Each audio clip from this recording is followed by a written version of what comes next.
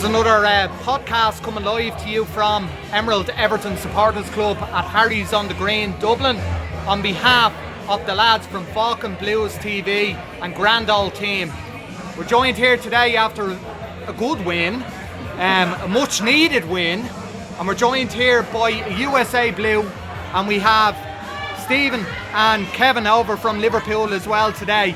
Lads, what you make of today's game, and of course the atmosphere in Harry's? Atmosphere in here was brilliant. We walked in and we couldn't have wished for a better reception coming in to see Evertonians from Ireland.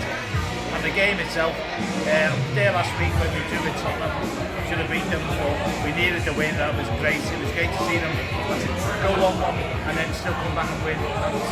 That's where we need to be. We need to be fighting back, and we did that today. I think we dominated the game from start to finish, but obviously when we conceded, we started to worry, well, once again this curse of our away form was going to kick in, but we steadied the ship and then we got the winner, and I thought we managed the game very well.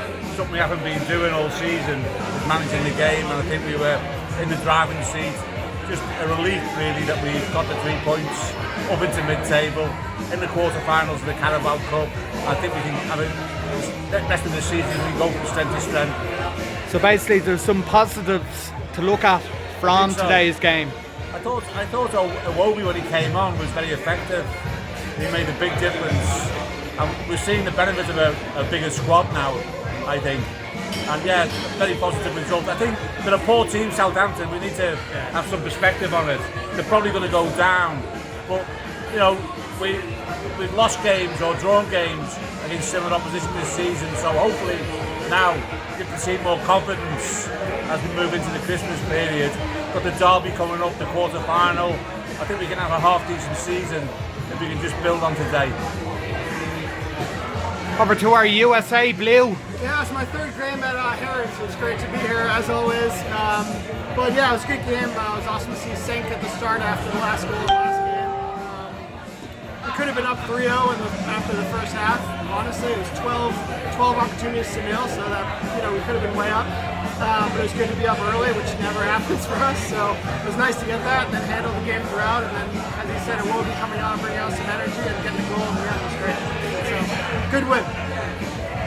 Carl, your views on today's game? Obviously, we've been calling for a while to see Tucson start. Yeah, we don't have anything else really up front, so. With DCL, and as I've said before, he's only a young lad. He's doing okay. Tossing up front, brilliant, great team. But for me, the biggest change and the biggest positive was to see Silva animated on the sideline. It hasn't happened enough for me this year. That connection with him and the players just hasn't been there. Saw it today, he almost instigated the fight back. I have to give him credit for that, just by going at the linesman, going at the fourth official. It inspired them, and it's something he hasn't been doing all year for me. I have to agree. It is something we haven't seen. From him. You haven't seen him that animated on the sideline as what we've seen today. The performance was decent. The win was great, obviously, but the change in their character for me was the biggest thing, and I hope it's a turning point and not a one-off. Kevin, you're a bit of a critic of Marco Silva. Obviously, like a good few of us here as well. What did you make of today's game? Today's game was good. We fought well, plenty of shots. We could get taken away by that one game. Even if we won 3 in a row, we'd still find a way going back to those poor performances. We dropped too many points. Our midfield has been playing. This is Southampton. It's not Barcelona. So people want to get their heads screwed on. It's not going to get any better. I know this is reality.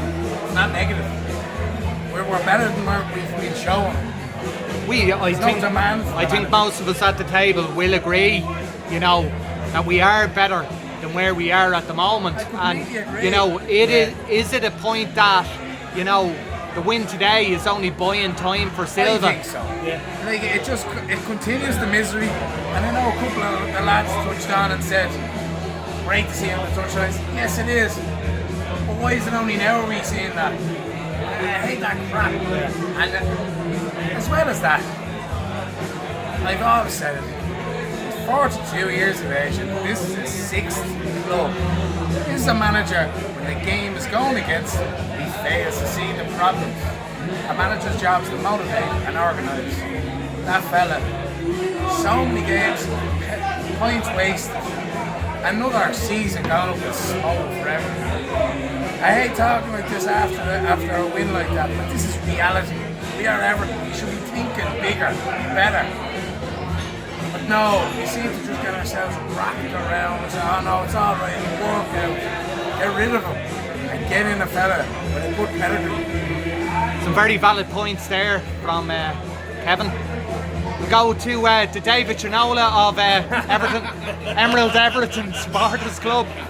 Is it L'Oreal you use? Yeah, L'Oreal, yeah. Remember the condition of your hair as well. Oh, John Lennon, he needs the shades. No, he summed up what I think. I don't know, it's in the back of my head, and it shouldn't be in the back of my head with silver. Back of your hair. Back of my hair, yeah. It shouldn't be in the back of my hair, but every game comes to it, and I'm thinking this might be the game that he gets sacked after. And I don't know why I think that, but in my head I'm thinking, oh, maybe it's the best for Everton if we let go of him now at this stage of the season before we're in a battle. But great result at the end. There's a lot of people would talk about Marco Silva, and they're saying, you know, it's to do with Farad trying to pay him off. But, you know, if you finish at the bottom end of the table, you know, that could be the difference, finishing in 10th, where you're up money. And, you know, yourself, like, it's just... His away record is appalling. Like, today was great, I know that. We've got to look at the results. His away record is appalling. We need a top manager. He is the answer. And I don't want to say hope. We need someone with credentials. Absolutely. Well, Sean, I was just wondering about his team selection today. Playing 5 in midfield, when we've got a lot more quality than Southampton. Playing 5 in midfield, 1 up front. If we play 2 up front, 4 in midfield, you know, drops Sigurdsson into a more of a flat back 4 where he can pull some strings. Stay with the wingers, obviously. Okay, Walcott's doing all right lately. I mean, you know, I'd kind of leave him there, you know, and Charleston on the other side. Be more in their faces, be more in their half. Not with 5 in midfield, it's easier to defend against. It's all in front of you, you know.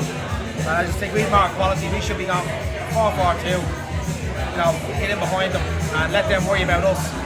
And he made a substitute towards the end, bringing on Keane for Richarlison.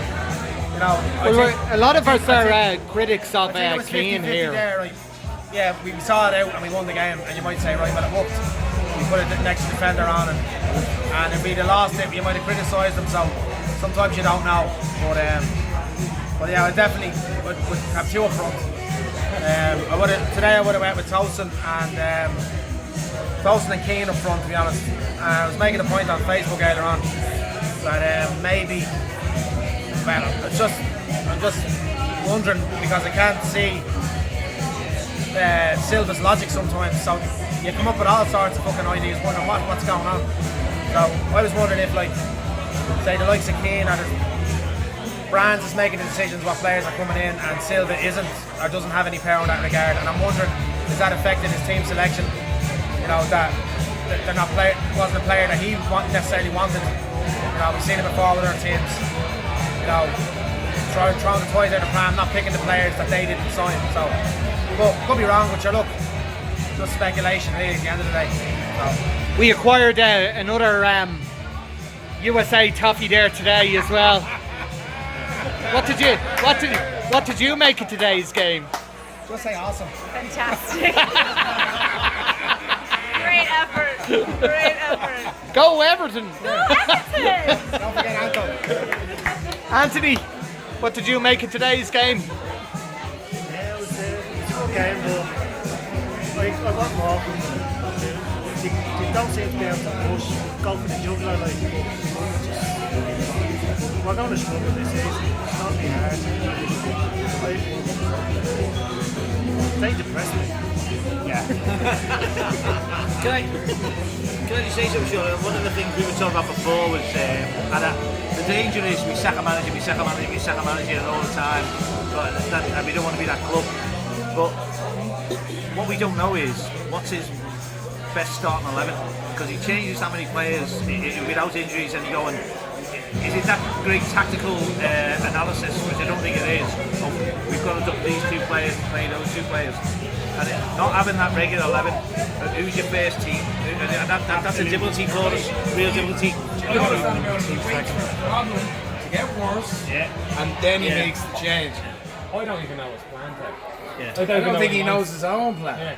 Pass it sideways. Okay, all of a sudden you'll see people on form, great manager, and where the Silva outs now. Hang on, we're taking way down the road. Absolutely. Look, Lads, we're going to have to cut this. My battery's about to go. Okay. Look, thanks all for doing the podcast today. Obviously, Kevin and Dave in from Liverpool.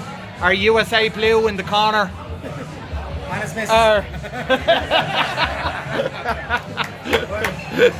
Carl as always, Anto as always, young Neelan, the main man, Mr. L'Oreal himself, Limo. You're in Dublin, you know where to go. Harry's on the green.